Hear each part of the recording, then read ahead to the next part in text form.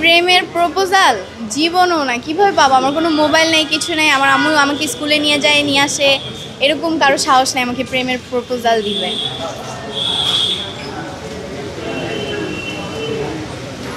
এই মুহূর্তে যে মানে এই টাইমে এই বর্তমান 2025 সালে এসে মোবাইল ফোন ইউজ করেন না, এটা কিভাবে মেনটেন করেন?